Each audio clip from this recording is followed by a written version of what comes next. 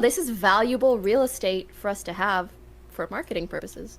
Yeah, I don't think for I don't anything, think they built it because they genuinely were like, I care a lot about the streaming space and I want to, get involved in the streaming space. I'm a big fan of streamers. I think their goal, very openly, is to funnel traffic into Stake.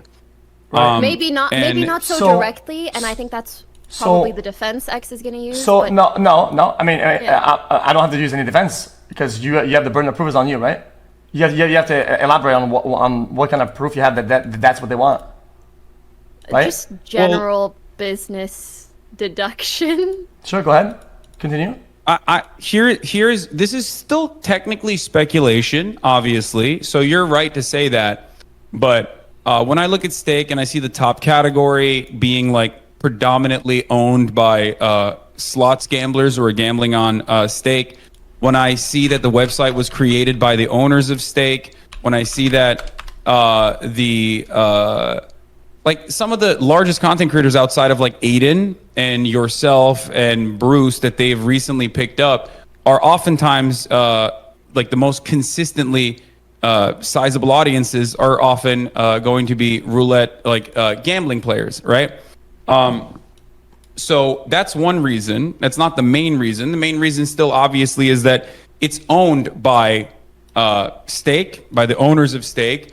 It was created with consultation from Trainwrecks, who was major. People need to stop. He was a major slots player on Twitch. Wrong. And it was basically. Well, I mean, wrong. Yeah. Train. Listen, I love Train. Okay.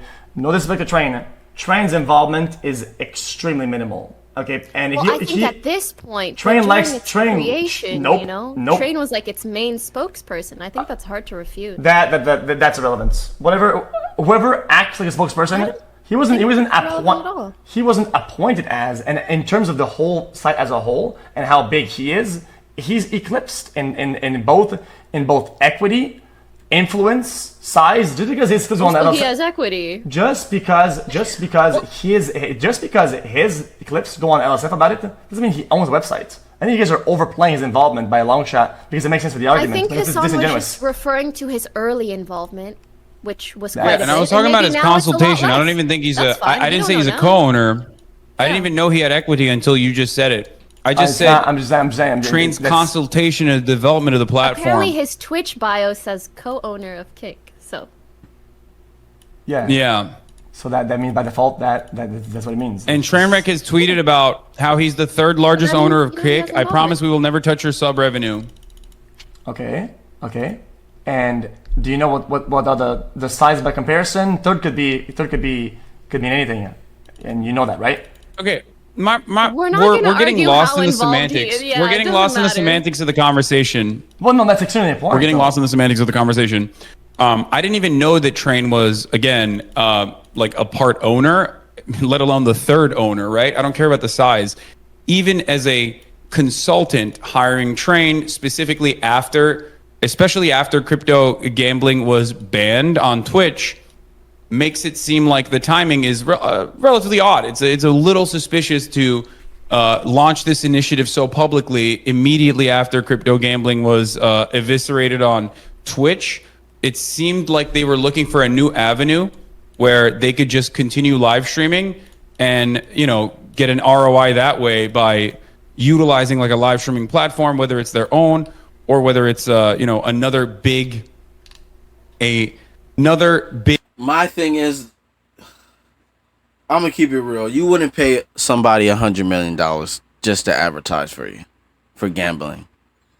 Not $100 million. I'm pretty sure it's gonna bring millions. It's not gonna bring $100 million worth. So there is definitely another motive other than just to bring Stake. I'm pretty sure it is. Some of it is to advertise Stake on Kick, but you would not pay someone $100 million to do that. $5 million, $10 million. $100 million, that means you have a different plan. I don't know what that plan is. But you have some sort of plan. Website that they could be streaming easily on so that they could keep driving traffic to Stake. This is my speculation, given the fact that it's mostly owned by Stake. and live streaming is not necessarily a profitable venture to get into. It's a loss leader for Amazon, and Amazon is a fucking. All right, this is a good conversation. We're gonna come back to this one. Let me keep this one open. We're gonna come back to it. Let's get back to this. Somebody be nice to your uncle and bring my water out the office, please. No, I'll drink that. No.